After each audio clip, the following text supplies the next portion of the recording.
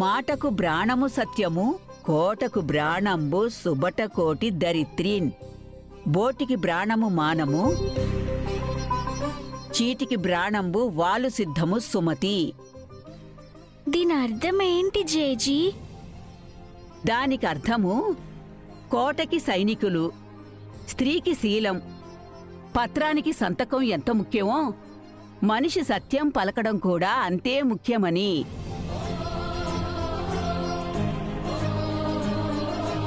మనం ఎప్పుడూ స్వార్థం లేకుండా నిజమే చెప్పాలి. అబద్ధాలు చెప్పి ఎవరిని మోసం చేయకూడదు. ఎంత కష్ట సమయంలో అయినా సరే నిజం మాత్రమే చెప్పాలి.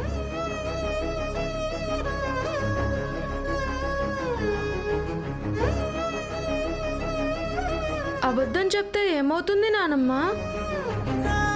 ఒక అబద్ధం చెప్తే అది కవర్ చేయడానికి మరో అబద్ధం, అది దాచడానికి ఇంకో అబద్ధం చెప్పాల్సి వస్తుందిరా.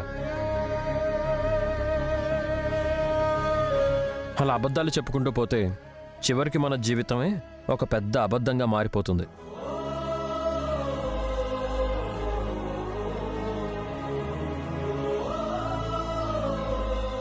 నిజం చెప్పేస్తే ఆ ఒక్క నిమిషమే టెన్షన్, దాస్తే అది ఎక్కడ బయటపడుతుందో అని ప్రతి క్షణం టెన్షన్ పడుతూనే ఉండాలి.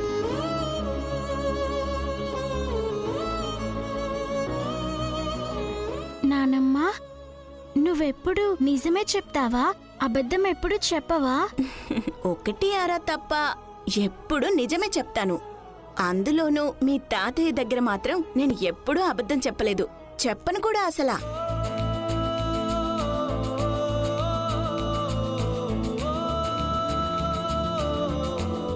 నానా మరి నువ్వు?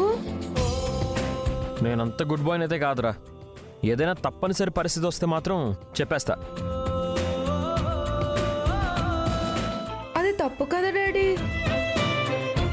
అవునరా, అందుకే మీరు నన్ను ఫాలో అవ్వద్దు, మీరు మీ మమ్మీనే ఫాలో అవ్వండి.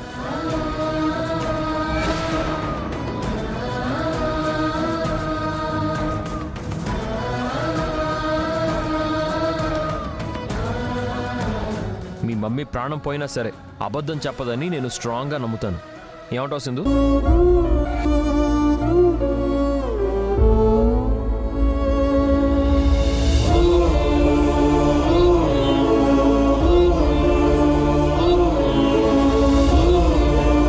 ఏంటమ్మా, నువ్వు నిజంగానే ఎప్పుడు అబద్ధం చెప్పవా? ప్రామిస్ చేసి చెప్పు. మావయ్యతో ఫోన్లో నేను మాట్లాడాను. మాట్లాడావా? ఎక్కడున్నాడు అసలా?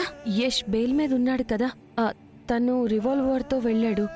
ఆ మారుతీరావు ఏ కేసు పెడతాడో తెలీదు, అందుకే లాయర్తో మాట్లాడడానికి వెళ్ళానని చెప్పారు. మావయ్య తప్పక ఢిల్లీ వెళ్ళారు అత్తయ్య. అమ్మా సింధు, ఏం చేస్తున్నావు? నానా, నేను యష్ని నాన్న. రేయ్, ఎలా ఉన్నావు? ఏంటి మీ అమ్మ నా మీద అలిగిందట? అలా కాదు శశి. నిజం చెప్పమ్మా, ప్రామిస్గా అబద్ధం చెప్పవు కదా.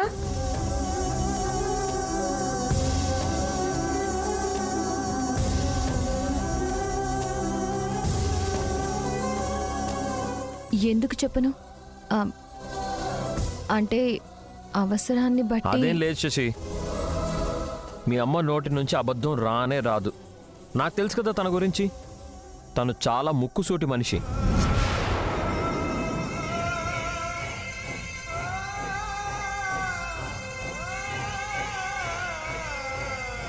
నాన్న, మమ్మీని నువ్వు కవర్ చేస్తున్నావు, తను ప్రామిస్ చేయట్లేదు చూడు. తన తరపున నేను ప్రామిస్ చేస్తున్నాను రా. ప్రాణం పోయినా సరే మీ అమ్మ ఎప్పటికీ అబద్ధం చెప్పదు. ఇది నా. చాలా ఆపు యష్.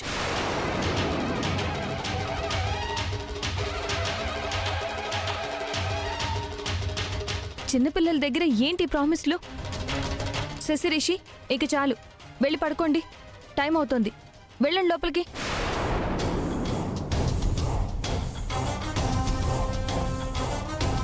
ఆ, అదేంటి సింధు, పిల్లలకి యష్ మాటిస్తే తప్పేంటి? నీ మీద ఎంత నమ్మకం లేకపోతే యష్ నీ తరపున మాటివ్వటానికి ముందుకొస్తాడు. పిల్లలకి తల్లే రోల్ మోడల్ అంటారు. వాళ్ళకి నీ మీద, ఈ కుటుంబం మీద నమ్మకం, భరోసా ఎంతుందో తెలియనివ్వు.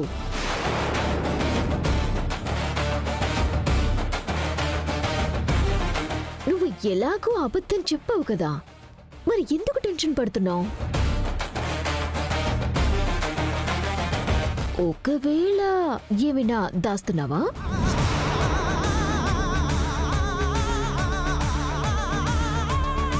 లేకపోతే మా అందరికీ ఏమైనా అబద్ధం చెప్తున్నావా? ఏ మధు, ఇంకా ఆపుతావా? ఇక్కడున్న వాళ్ళంతా తన వాళ్ళు. సింధు మాకు అబద్ధం ఎందుకు చెప్తుంది? ఆ అవసరం తనకేంటి?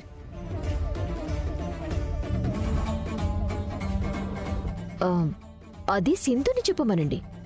ఏయ్, చెప్తే అర్థం కావట్లేదా? నేనేం దాస్తున్నాను? ప్రతిసారి రెడీగా ఉంటావు. ఒకవేళ నేనేమైనా అబద్ధం చెప్పానని నీకు తెలిస్తే నువ్వు చెప్పు.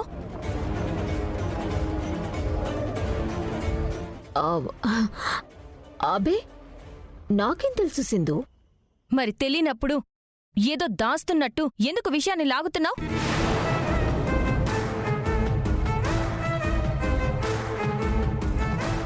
పిల్లల ముందు ఒట్టు పెట్టడం నాకు నచ్చదు, అందుకే ఆపాను.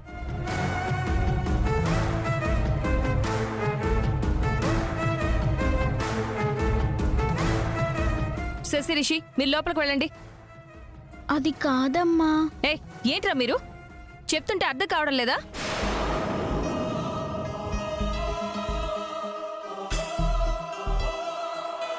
పట్టుమని 10 నిమిషాలు చదవరు. డౌట్స్ అంటూ ఇలాంటి పని పాట లేని డిస్కషన్స్ పెడతారు.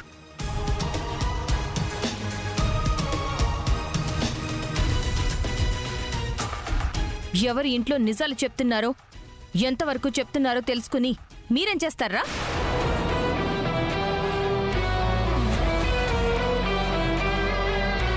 అవసరమైనవి అడగండి, అనవసరమైన టాపిక్స్ తెచ్చి విసిగించకండి. లోపలికి వెళ్ళండి, వెళ్ళండి.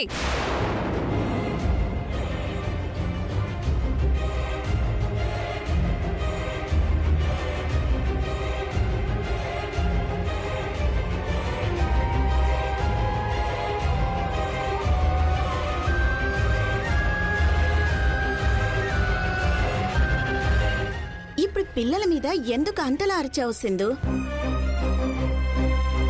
వాళ్ళు అంతా అడగకూడని ప్రశ్న ఏం అడిగారు?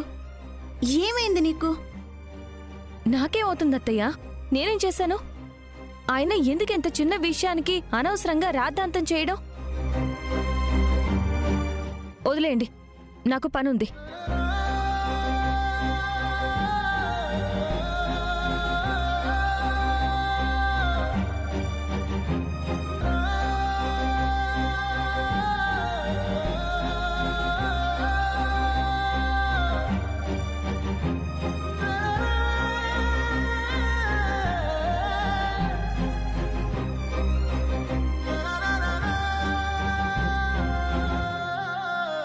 మనమేం చేసావన్నత్తయ్య? సింధు అలా మాట్లాడేసి వెళ్తోంది. ఏయ్, మనము అని దాముని కలుపుతావేంటి? అది అన్నది నిన్ను, దమయంతినేమీ అనలేదు. నన్ను ఎప్పుడు ఏదో ఒకటి అంటూనే ఉంటుందమ్మమ్మా, అందుకే నేను అవి పెద్దగా పట్టించుకోను. కానీ అత్తయ్య పిల్లల మీద కోపడ్డం ఎందుకని కదా అడిగారు? దానికే రాద్ధాంతం చేయొద్దు అన్నట్టు వార్నింగ్ ఇచ్చి నా మనసు చివుక్కుమనిపించింది.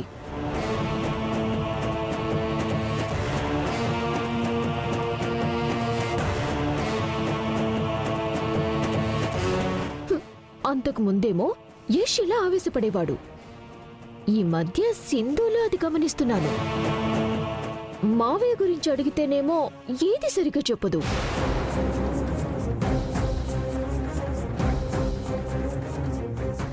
ఎప్పుడు లేంది పిల్లల మీద కూడా విసుక్కుంటోంది.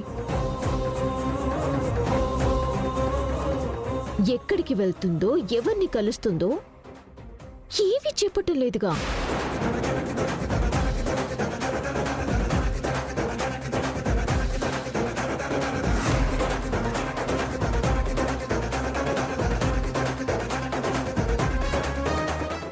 ఏంటో మరి తన వెనుక దాచిన రహస్యాలేంటో నాకెలా తెలుస్తాయి?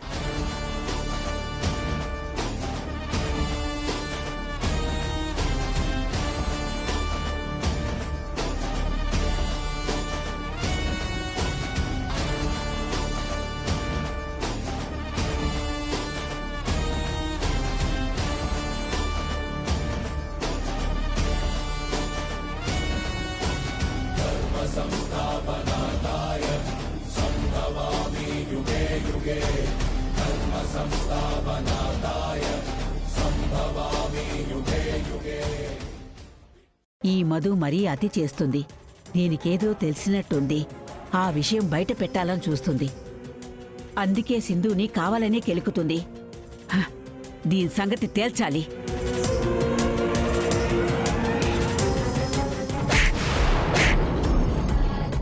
అమ్మమ్మ, ఏంటే? నువ్వేదో బెదిరిస్తేనో బ్లాక్మెయిల్ చేస్తేనో మా సింధు భయపడిపోతుంది అనుకుంటున్నావా? హ, నువ్వు మా సింధుని ఇరికిస్తావా? పిల్లికి చెలగాటం, ఎలుకకి ప్రాణ సంకటం అనుకుంటున్నావేమో. కానీ ఇక్కడ సింధు పిల్లి కాదు, పులి.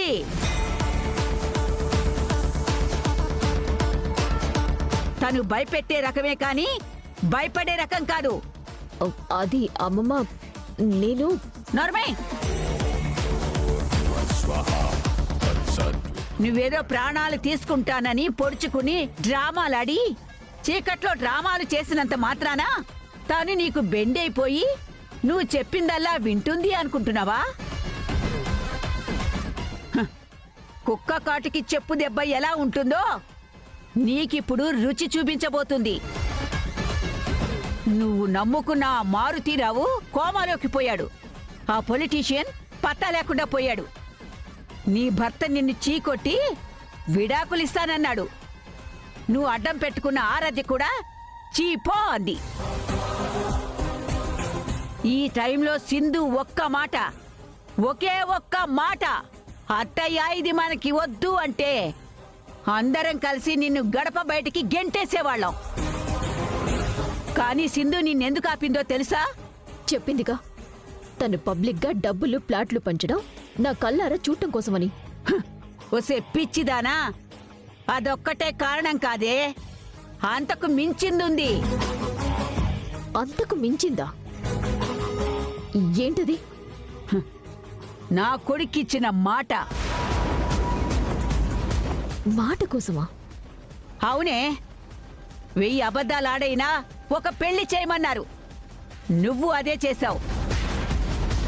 కానీ మా సింధు ప్రత్యేకమైంది కదా, ఆడిన అబద్ధాన్ని నిజం చేసి నీలాంటి దాన్ని దారికి తేవాలని చూస్తుంది.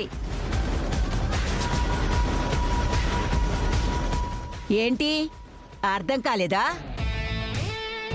నా మనవడి చేత నీతో కాపురం చెయ్యించి నీకు కొడుకునో కూతున్నో ప్రసాదించి అసలు సంసారం అంటే ఏంటో, ఈ ఇంటి పెద్ద కోడలి బాధ్యత ఏంటో నీ ముక్కు పిండి నేర్పించాలని నిన్నిలా లాక్ చేసింది.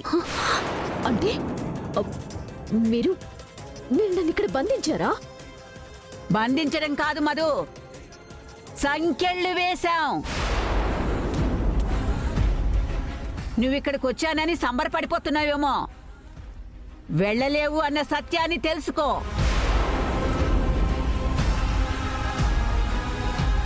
నా మనవడు తేజతో కాపురం చేయడానికి, ఈ ఇంటి వారసుణ్ణి కనడానికి సిద్ధంగా ఉండు. నువ్విక్కడి నుంచి తప్పించుకోలేవు. మా సింధు నిన్ను తప్పించుకోనివ్వదు. ఆకాశానికి నిచ్చెన వేసిన, అడవిలో దారి వెతికినా సింధు పైన గెలవడం నీ వల్ల కాదు. హ, ఆ డబ్బు బంగారం గురించి కలలు కండం మానే. ఏ బంగారం అడ్డు పెట్టుకుని నువ్వు ఆటలాడాలనుకున్నావో ఆ డబ్బులు త్వరలోనే బాధితులకి పంచేస్తాం. నువ్వు మాత్రం ఈ కుటుంబం ఆనందంగా ఉండడం చూస్తూ ఇక్కడే పడుండాలి. ఒక రకంగా చెప్పాలంటే నువ్వు ఈ ఇంటి కోడలివి కాబట్టి బతికిపోయావు. అదే బయటదారి అయ్యుంటే ఆ మారుతిరావు ఆ పొలిటీషియన్ లాగే నీకెప్పుడో సమాధి కట్టేసేది మా సింధు. కాబట్టి మర్యాదగా తేజాతో కాపురం చేసుకో, లేదంటే నీ బతుకు బస్టాండే అవుతుంది. జాగ్రత్త. సింధు భయపడి నన్ను ఈ ఇంట్లోకి రానిచ్చింది అనుకున్నాను, కానీ ఇదంతా డ్రామానా? నా చేత తేజతో కాపురం చేయించి నన్ను ఇక్కడే పాతేయాలని చూస్తోందా? సింధు, నా చేత కాపురం చేయిస్తావా? అది ఎలా జరుగుతుందో నేను చూస్తాను.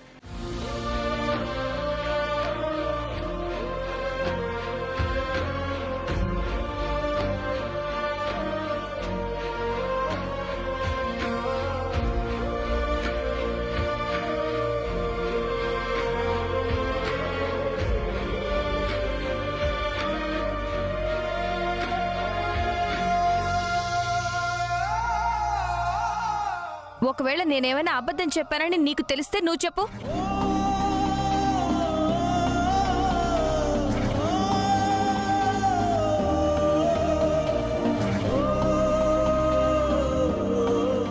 ఎవరి ఇంట్లో నిజాలు చెప్తున్నారో, ఎంతవరకు చెప్తున్నారో తెలుసుకుని మీరేం చేస్తారా?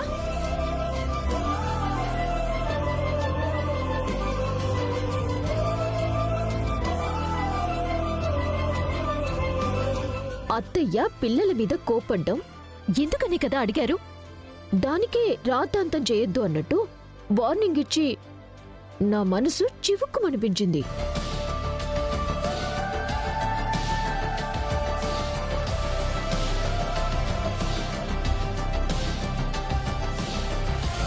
ఒకటి అరా తప్ప ఎప్పుడు నిజమే చెప్తాను. అందులోనూ మీ తాతయ్య దగ్గర మాత్రం నేను ఎప్పుడూ అబద్ధం చెప్పలేదు, చెప్పను కూడా అసలా. మీ అమ్మ నోటి నుంచి అబద్ధం రానే రాదు. నాకు తెలుసు కదా తన గురించి. తను చాలా ముక్కుసూటి మనిషి.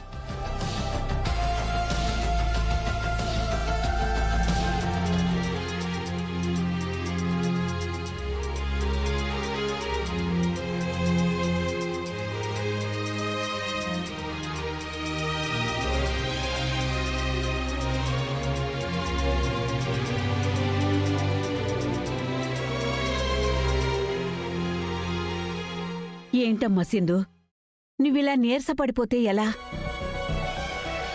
ఇంట్లో నీ మీద ఎవరికైనా అనుమానం వస్తే ప్రమాదం కదా.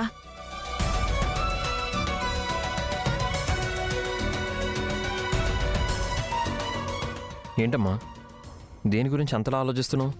రయ్యేష్, సింధు ఎందుకురా ఈ మధ్య అదోలా ఉంటుంది? ఏదో చెప్పాలనుకొని చెప్పలేక ఆగిపోతున్నట్టు అనిపిస్తుంది. నిన్న రాత్రి పిల్లల్ని అంత చిన్న విషయానికి అరవాల్సిన అవసరం ఏముందసలా? ప్రతి చిన్న విషయానికి కంగారు పడుతున్నట్టు, బాధపడుతున్నట్టు అనిపిస్తోంది. తను బాధపడ్డానికి ఏముందమ్మా? బంగారం దొరికింది, మన శత్రువు అయిన మారుతిరావు కోమాలోకి వెళ్ళిపోయాడు. దాదాపు మన ప్రాబ్లమ్స్ అన్నీ సాల్వ్ అయిపోయాయి కదా. నా బాధ కూడా అదేరా. ఈ సమయంలో తన మొహంలో ప్రశాంతతకి బదులు ఈ టెన్షన్ ఎందుకు అసలా? నువ్వు వాళ్ళకిక నవ్వుతూ కనిపించాలి. ఇప్పటికే దమయంతికి నీ మీద ఏదో అనుమానం వచ్చినట్టుంది. ఎలా నవ్వుతూ కనపండు భాగ్యం? ఇదేమైనా చిన్న విషయమా? ఒక చావుని, అది కూడా నా సొంత మావయ్య చావుని దాయడం అంటే ఎంత గుండె నిబ్బరం ఉండాలి?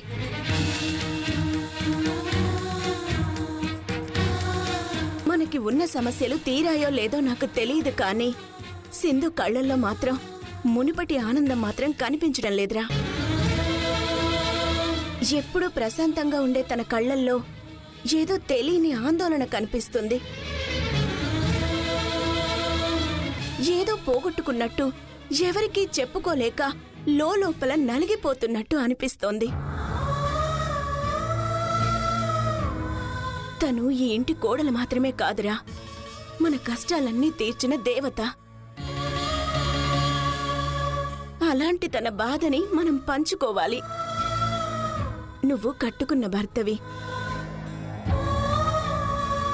తన గురించి నాకంటే ముందు నువ్వే తెలుసుకోవాలి. ప్లీజ్ రా, వెళ్ళి మాట్లాడు. సరే అమ్మా, నిజంగానే తను ఏదైనా దాస్తుందా అని నీకు అనుకుంటానులే.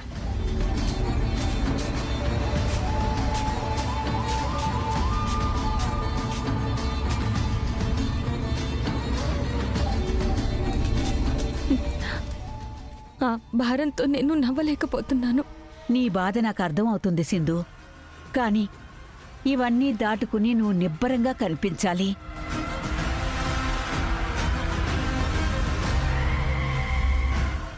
మన ముందు చాలా సమస్యలున్నాయి. దమయంతి కళ్యాణంలో కూర్చోవాలి అంటుంది. ఇంతకీ పంతులు గారు ఏమన్నారమ్మా?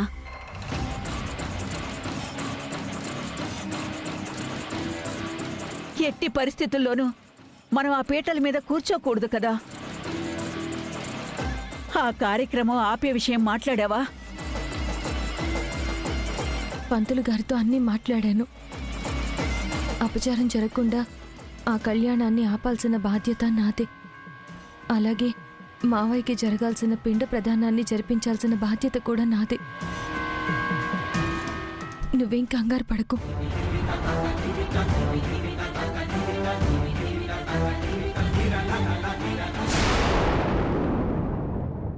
నాకు బాగా కావాల్సిన వ్యక్తి ఒకరు ఈ మధ్య చనిపోయారు యష్.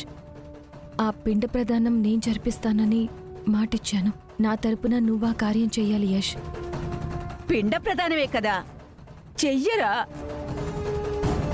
అసలు ఇంతకీ ఆ చనిపోయింది ఎవరు?